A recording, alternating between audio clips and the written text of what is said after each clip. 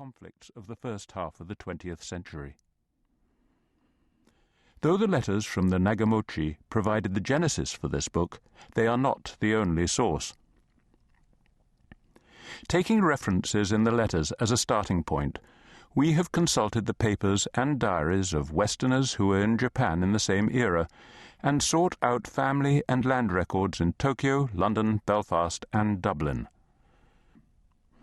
We have correlated accounts in the letters with Russo-Japanese and Great War operations and battles, and looked at British Army documents at the National Archives in London, as well as Japanese school, university, and military records.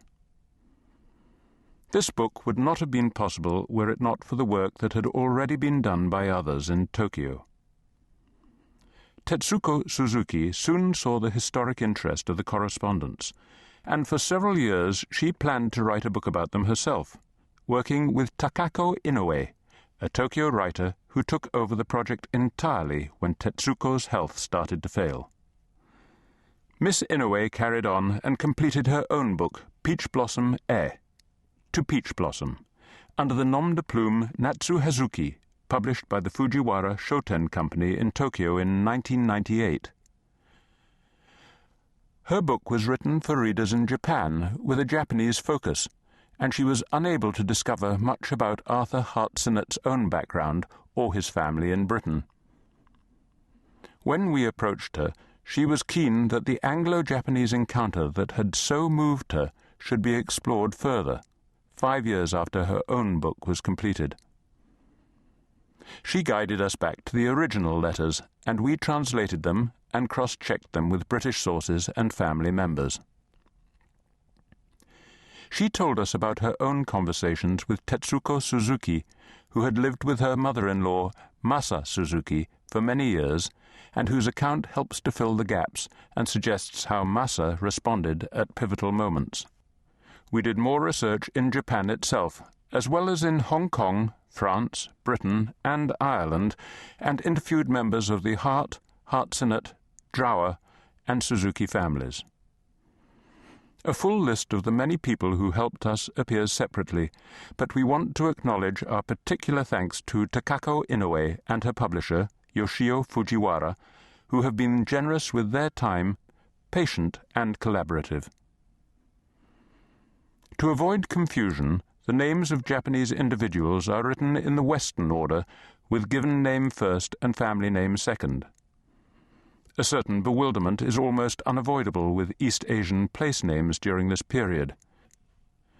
Before 1914, Japanese words were still being Romanized in several ways, which expatriates tended to use in a carefree manner. In 1905, Tokyo, K-I-O, and Tokyo, K-Y-O, were almost interchangeable, as were Shinjuku and Shinjuku, Yedo and Edo.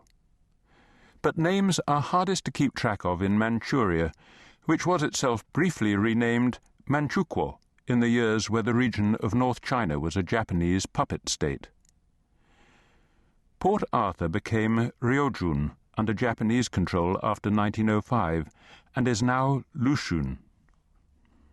The Chinese port of Dalian became Dalny under the Russians, then changed to Dairen under the Japanese before it became today's Dalian. The old capital that had been Mukden is the city we now know as Shenyang. Tsingtao is now Qingdao. Though the landscape, the place names, and even the language and writing style may have altered, the underlying themes of this story are eternal. The gulf of physical distance may have shrunk today, and barriers of social class and race take a different form, but individuals can still find themselves trapped by forces and events beyond their control, and their personal lives torn away from them and redirected in ways they never expected or wanted.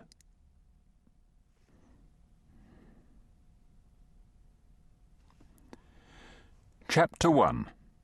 Return to Ballimoya. Swift and faithful. Hart family armorial motto. Cella atque fidelis, granted 1883. When Captain Arthur Hart-Synnot came back to Ireland on a bright summer morning